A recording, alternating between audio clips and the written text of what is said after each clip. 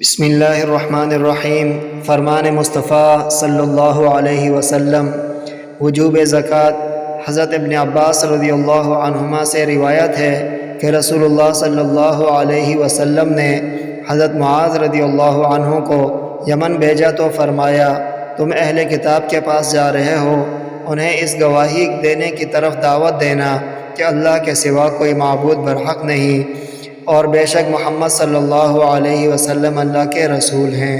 اگر وہ اس میں تمہاری اطاعت کر لیں تو انہیں بتاؤ کہ اللہ نے دن رات میں ان پر 5 نمازیں فرض کی ہیں۔ اگر وہ اس میں بھی تمہاری اطاعت کریں تو انہیں بتانا کہ اللہ نے ان پر صدقہ فرض کیا ہے جو ان کے مالداروں سے لے کر ان کے ناداروں کو دیا جائے گا۔ اگر وہ تمہاری یہ بات بھی مان لیں تو پھر ان کے اچھے مال لینے سے اجتناب کرنا اور مظلوم کی بد دعا سے بچنا، کیونکہ اس کے اور اللہ کے درمیان کوئی حجاب نہیں۔